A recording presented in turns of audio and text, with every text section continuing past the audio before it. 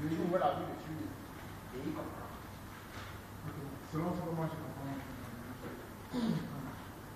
la Pâque c'est le fait que Dieu est épargné les premiers d'Israël et qu'a fait passer l'âge de la mort au-dessus de l'Évangile. Mais ce n'est pas le fait qu'il est la sortie de l'Égypte.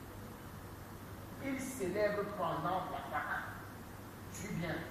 La Pâque, c'est exactement ce que tu viens de dire. Ok? Mais Dieu veut aussi qu'ils célèbrent leur sortie d'Égypte. C'est une fête, non? En même temps. Au même moment. Donc c'est tout ça qui fait la Pâque. Non, ce n'est pas tout ça qui fait la Pâque. J'ai bien dit, c'est ce que tu viens de dire. Mais ça ajoute à la Pâque la célébration de leur sortie. Ça ajoute. C'est-à-dire que la définition vient de venir complète. Ok? Avec ces d'autres noms, ça, elle n'est pas complète. Si tu donnes ça, elle est vraie. Mais pour aider la personne à mieux comprendre. Tu comprends ce que je suis en train de dire? Tu maintenant lui racontes l'histoire et tu lui fais comprendre qu'il devait aussi célébrer leur sortie. Qui comprend bien ce que je suis en train de dire? Qui me comprend très bien? Voilà. Tu me comprends bien? Je dis bien que ta définition est certes vraie selon la Bible. Ok? Mais pour aider la compréhension de celui qui est fait, tu ne t'arrêtes pas. Tu expliques. C'est ce que je veux te faire comprendre. Tu détailles mieux un peu comme ce que je fais. Ok? Ça rend n'importe qui capable. Tu ne veux pas lui donner ça juste pour lui montrer que tu connais. Tu veux le donner pour l'aider, non? Hein? Tu ne veux pas juste lui faire une démonstration de je sais. Ce que c'est toi, tu le sais. C'est pas la même chose. Tu me comprends bien, non? Ok, maintenant tu as compris. Maintenant, allons étudier deux faits. Le premier fait, c'est que pendant la Pâque, il devait immoler un agneau. I say we are going to study two facts. During the Passover, they have to kill a lamb.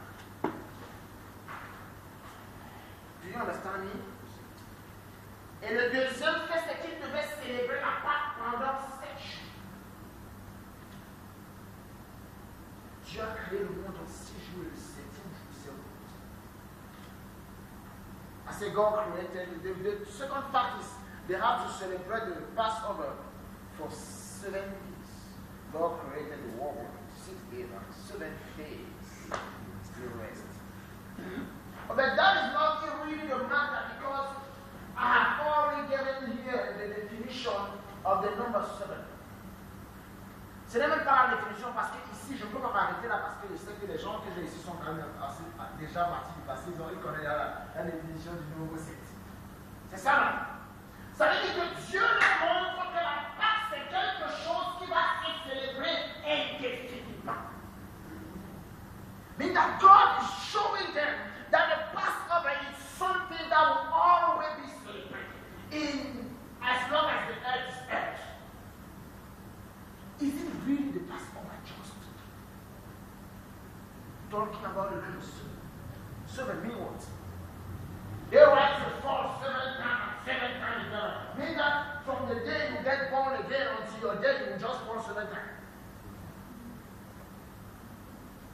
And Jesus said, forgive 77 verse 7.